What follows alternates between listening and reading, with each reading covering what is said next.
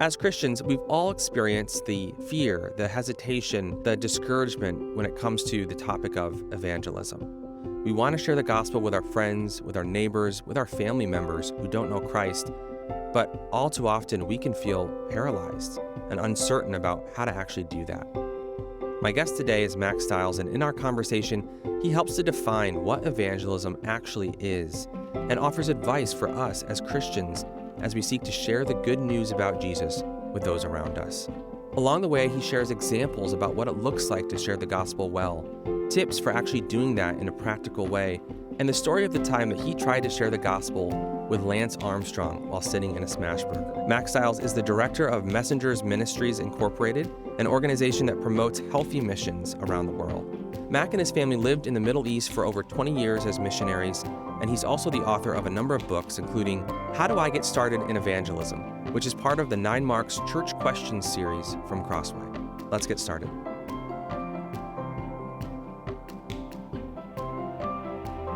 Well, Mack, thanks for joining me on the Crossway podcast today. Matt, it's a delight to be here. So when we think about evangelism, I would imagine that there are lots of different things that might come into the mind of a Christian. Maybe we think about sharing our testimony with a neighbor in our backyard. Maybe we think about street preachers kind of yelling at people as they're walking by in some big city. Or maybe we think about handing out tracts to strangers in a park. I think that all of that speaks to just the broad concept of evangelism in modern evangelicalism, where we kind of have lots of different ideas associated with that term. So I thought to start off, could you simply define what do you mean when you say the word evangelism? Yeah, this is largely from J.I. Packer. Evangelism is preaching or teaching the gospel with the aim to persuade or convert. As Paul says in 2 Corinthians 5, we persuade men. And I think if you get that down, I mean, evangelism can happen in those largely negative things you mentioned. But and people come to faith that way. God hits straight with a crooked stick, right? But yeah, at its core, you must understand that it's explaining, preaching, teaching the gospel of Jesus Christ in a way that people can understand to persuade them. So it's not just a data dump. We're not just giving information out. We are actually have this thought in our minds that we want to see this person persuaded by the truth claims of Christ. I wonder if people might sometimes feel a little bit conflicted in that. I'm thinking of that second half of the definition with the aim of persuading. I think as Christians, certainly as Reformed Christians, we can sometimes really want to emphasize the Lord's sovereign work in bringing someone to faith, that we're not, Oh, absolutely. we're not Yeah. in control of that. We can't engender that within them ourselves. And so sometimes the posture could be, our job is just to tell them the truth of the Right. gospel, and that we really don't need to worry about anything beyond that. So why is it important in your mind to add that persuasion element, and what does that actually look like in practice? Right. Well, again, it gets at this idea of a data dump, that we want to be persuasive. And I think people are mixed up in their heads about the negative kinds of persuasion that can happen. And Paul disavows manipulation in 2 Corinthians 4, the chapter right before the one I just quoted about we persuade men in 2 Corinthians 5:11. So it's not coercion, it's not manipulation. Persuasion helps us see that how we speak is almost as important as what we say. Mm. So that we're trying to gain an audience, a hearing. Heated arguments rarely convince someone about anything, really. Paul says, walk in wisdom towards outsiders, making the best use of the time. Let your speech always be gracious, seasoned with salt, so that you may know how you ought to answer each person in Colossians 4. Mm. So I think that's the kind of persuasion we're talking about. So even if we affirm God's sovereignty in salvation, that doesn't excuse us from thinking No. carefully and working hard to share the gospel in ways that are helpful. Yeah, our responsibility. It's Yeah. our responsibility to do that. So I think some of the examples that I listed a minute ago, and even this conversation, can kind of speak to the many different definitions that can operate, even the misconceptions that I'm sure you would say are often prevalent. So I wonder if you could complete this sentence in a few different ways. Okay. Evangelism isn't what?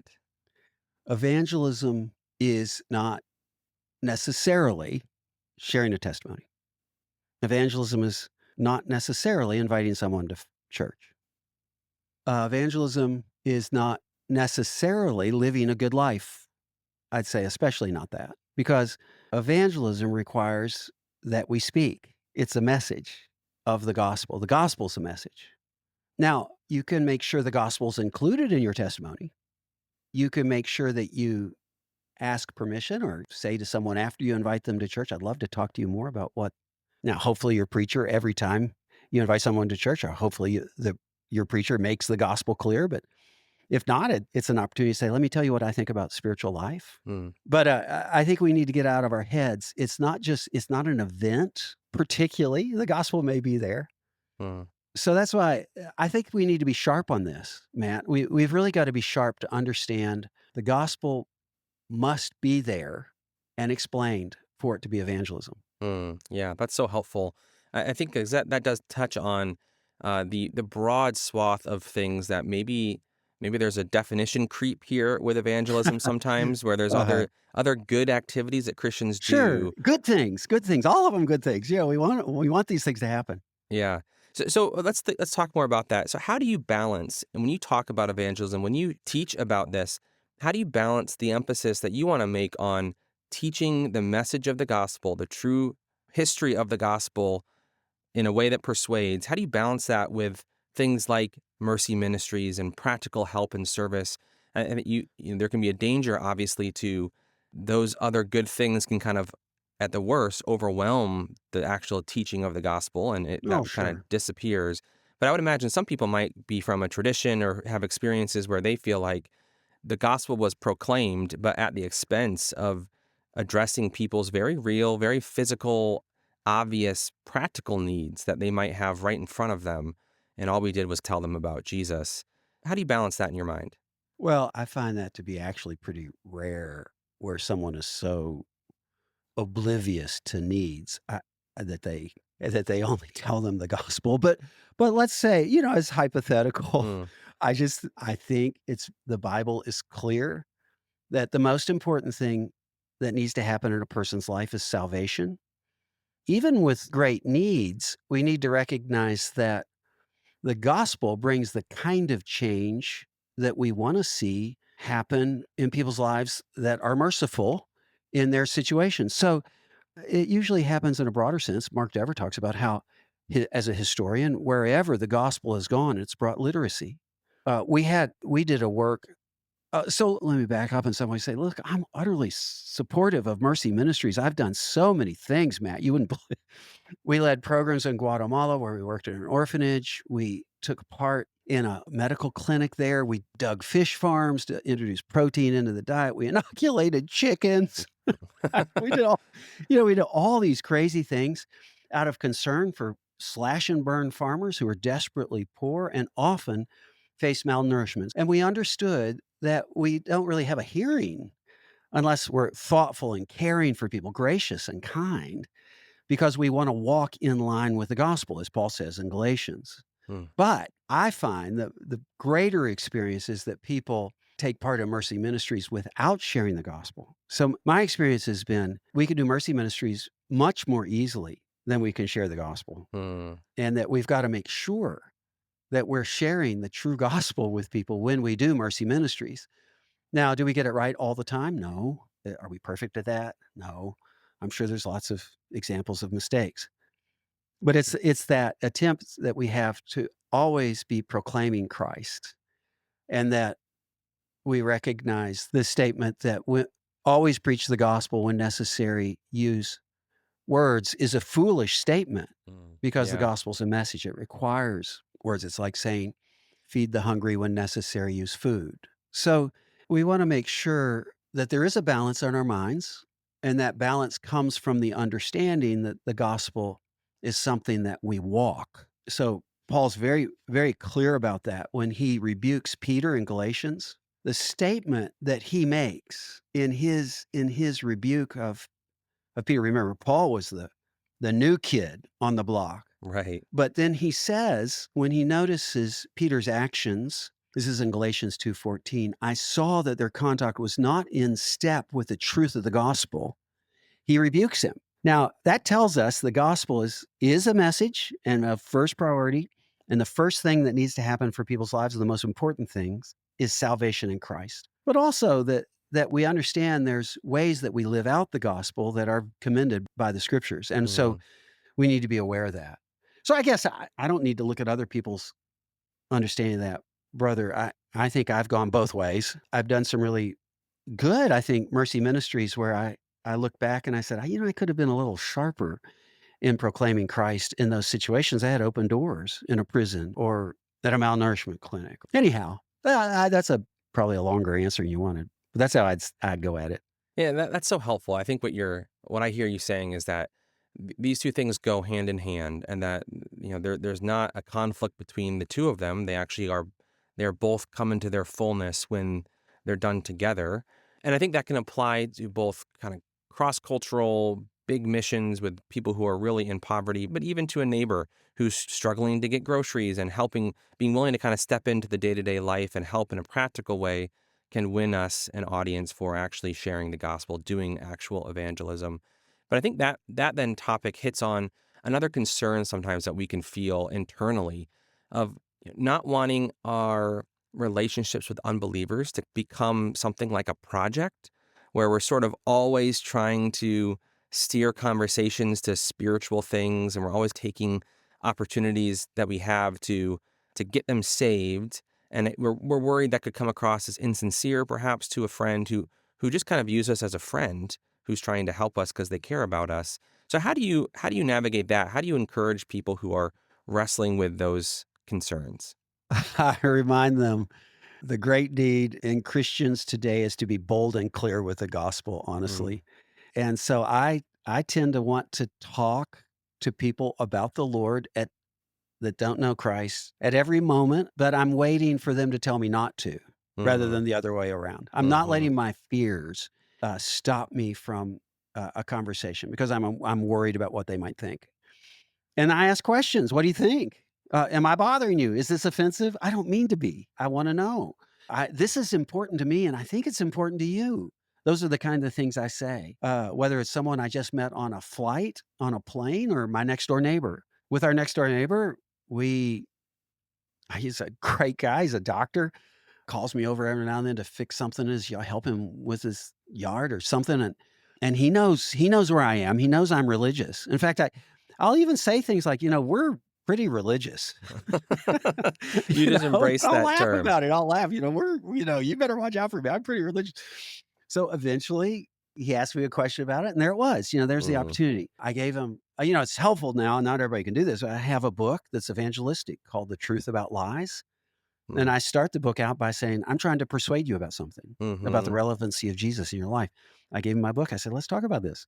Yeah. So, yeah, That I kind guess it's almost case by case, man, right? There's a bit of a feel about this, about where people are. And so less worry about ourselves and more concern about opportunities and yeah. taking them.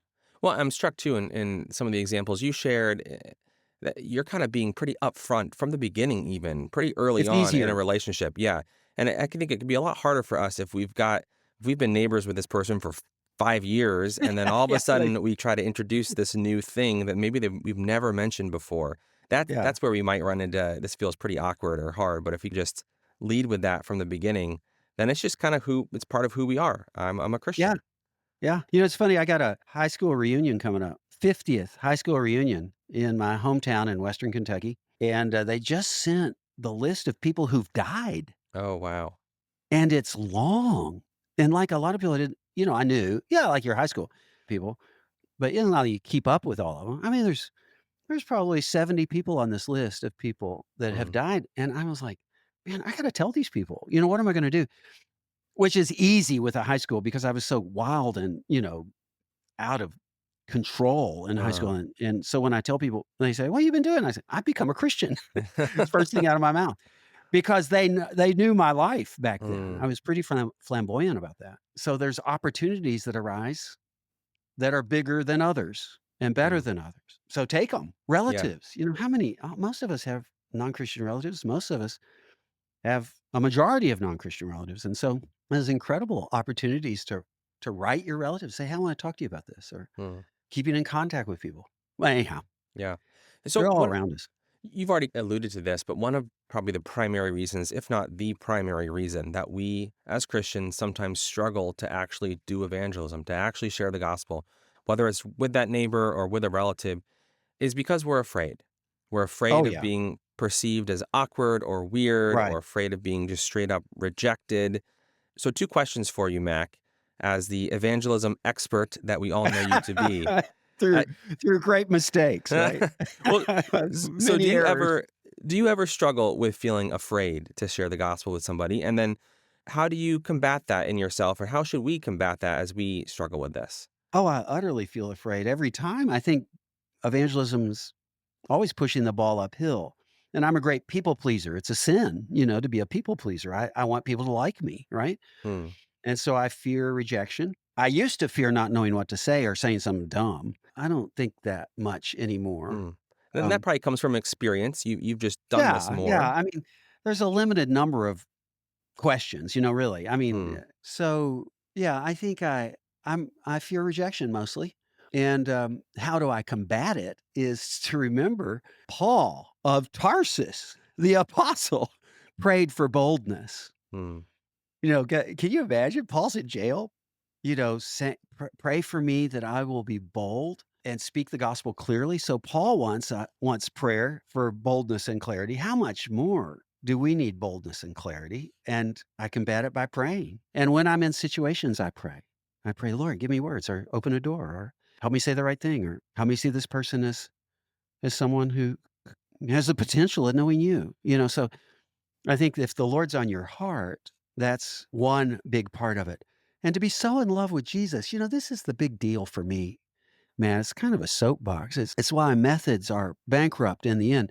If you Hmm. don't love Jesus, if you aren't deeply enmeshed and entwined in the great salvation that has come our way through Christ and his work on the cross, if we don't see what he's done in his great love for us, you'll have these struggles in evangelism and eventually give up.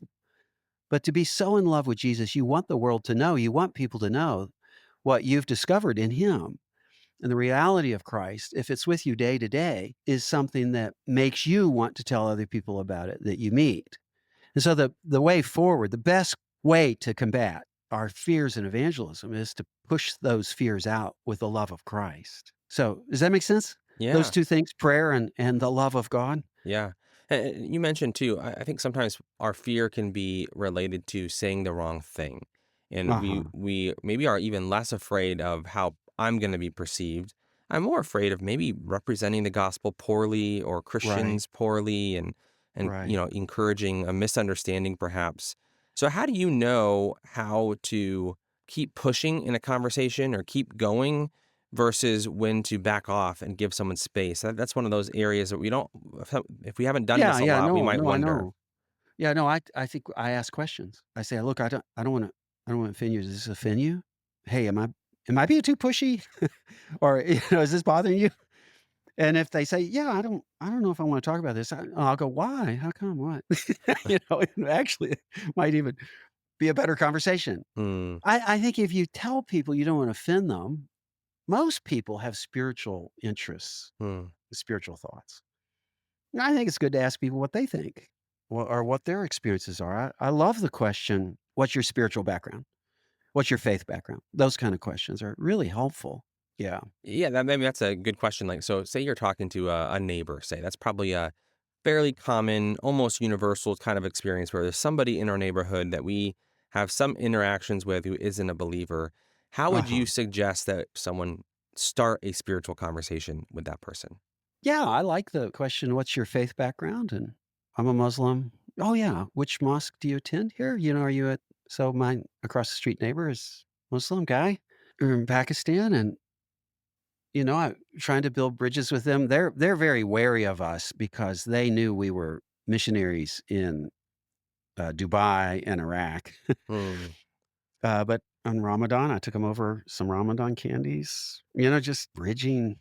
Yeah, yeah. I think sometimes we can view religion as one of those third rail topics, right? Where if you Uh-huh. people are going to get super offended really easily, and it's fraught with all kinds of pitfalls. Have you found that to be the case, or do you think most people are pretty open and interested in talking about these things if it's done well? I think people are open if they're comfortable with you, if that makes sense. Yeah, but yeah, I think it's a third rail thing in America. In the Middle East, where we lived for 20 years in the Middle East, man, they live, eat, and breathe religious conversation. Mm, So in some ways, I lost a lot of my skills by leaving there so long because I knew I could have a spiritual conversation with anybody. huh. Now, I think conversion, actually coming to the point of bringing people to faith, is a little more difficult. Yeah. There's a lot more at stake. But yeah, so I mean, it of course depends. But a lot of times it has to do with people's personal experiences, and that's a good thing to talk about. Mm, So with my neighbors, I see it as harder evangelism than living in a Muslim neighborhood in the Middle East. Far wow. harder Wow. in terms of explaining the gospel and being able to talk about what the gospel is. There's apathy and affluence. Not everybody in America is affluent, but by world standards, we're crazy affluent. And it's that combination of apathy and everybody does what they want to do. And Mm. that's a toxic cocktail for spirituality. So we have to be thoughtful. And again, Matt, I'd say case by case, I'm thinking through I know all my neighbors. I've met them. They all know we're real religious, It's like, wow, they're really taking it serious. I always wonder as how non-Christians see us, how, Mm. I mean, often, we must be really strange to them. So, Mac, I think there are probably few areas of the Christian life that prompt more shame or regret or Mm, discomfort than the issue of evangelism or our yeah. lack of evangelism. And Mhm. so I wonder if that rings true to you in your own personal experience and talking with other Christians, helping them on this front. Does that ring true? Oh, yeah. Well, I lead off in the new book with a story of an utter abject failure. I just kind of really blew it with Lance Armstrong, the You disgraced now Mexican. you have to tell us that story here really quick, even though it is in the Sure. book. Okay. Well, yeah, yeah. Of course, I was on my way to speak at a church in Bozeman, Montana, and Grace Church there in Bozeman, and Leanne and I were traveling together. My wife and I were together, and we went to Smash Burger there in Denver. Great restaurant. I'm eating my hamburger, and then I looked down a couple tables beyond, and I go, I think that's Lance Armstrong. And Leanne's like, honey, like we can we just eat our burger? I said, no, I wanna meet Lance Armstrong. So I go down there, walk a couple tables, and he looks up, he chewing on this burger. I go, are you Lance Armstrong? I was not prepared. He goes, I am. Sort of like, don't hurt me. And I suddenly had this realization that he thought I was a fanboy. Yeah, he thought you were And gonna so maul him for a signature or yeah, something or like that. something, or, I said, "Well, I was at the Champs-Élysées in Paris, and I saw you cross the finish line, yellow jersey back in mid-2000." I can't remember, like 2004 or something, and I was with my boys, and he was, "I guess your boys are older now." And I said, "Oh, yeah, they're grown men." And he looked just so sad. And it was at that point I realized, oh gosh, he thinks I'm an ex-fanboy who's drug his kids over to Paris. Now, the reason I was there, I didn't even know the Tour de France was going on. I was on the cheapo red-eye, bad, awful flight back from Dubai. We had a 15-hour layover in Paris. We dragged the kids to the Louvre. We step out of the Louvre, and there's which is right there at the end of the Tour de France. And I just happened to be there. I was a complete accident. Huh. But I didn't wanna I don't know, I didn't wanna explain all that to Lance. I just, "Well, the kids are fine, Lance." And he put his head down on the table there at Mm. Smashburger and said, "Oh, man, I messed up so bad. I messed up so bad." And I was so touched with his humility and his angst, but I just muttered something. Well, at the time, it was true. I'm a missionary in Iraq, and I follow Jesus. He loves to give second chances or something. I muttered, something like that, and he said thanks, and then we talked about Iraq a little bit, and I went back and finished my burger, and I just realized when I got on the plane and caught our flight, why did I not share the gospel with this brokenhearted guy? Mm. There was an open door, and I just blew it. I blew it, but I'm grateful that I follow a God of second chances, right? And I trust the sovereignty of God and Lance's life and my life. But yeah, I need to. I realize, these kind of things help us for our next encounter. Be more ready. You write in your book that I've come to see that most of my evangelistic efforts are failures. Yeah. And I think for a cross-cultural missionary who's written multiple books about evangelism, and had so many conversations, and you're probably so much further along than most of us feel like we are, it could be a little surprising to hear you say that. So if you Mm. could just unpack that a little more for us. Why do you say that? And again, how do you stay motivated? Because I think that can be one of the dangers here is we have a bad experience or we fail in this in some way. And ironically, Mhm. that just kind of leads us to feel less motivated the next time. Well, maybe I'm just weird this way, but it motivates me to do better. Mm, Um, and a lot of times, Randy Newman in his book on evangelism talks about pre-evangelism, which I think what he means by that is, you know, helping us get to the point where we can share. We've earned an audience in some way or another. I'm the best post-evangelism expert I know. I after a failed evangelistic conversation, I'm always thinking, oh, I should have said that, or I could have done that, or most of my failures are sins of omission, mm, and I just don't take the step. So, I don't know, brother. I think that I'm just working on it all the time, and I think, again, I come back to the fact that I love Jesus, mm, and I want the world to know about him, and so I don't give up. I press ahead and await the coming glory, mm, because I know the Lord is gracious and kind, and on occasion, we find that one lost sheep, and it makes everything else just worthwhile, right? mm, When we mm. see someone come to faith and their life is genuinely transformed by the power of God and the gospel, yeah, it's glorious. I don't know anything better than seeing people transformed by the power of the gospel. Uh, Yeah, amen. That's beautiful. Mac, thank you so much for taking the time today to help answer some of these questions that we can have, these struggles that we have in evangelism, and I think giving all of us encouragement, some advice for pursuing this more wholeheartedly as believers. You bet, man. Good to be with you.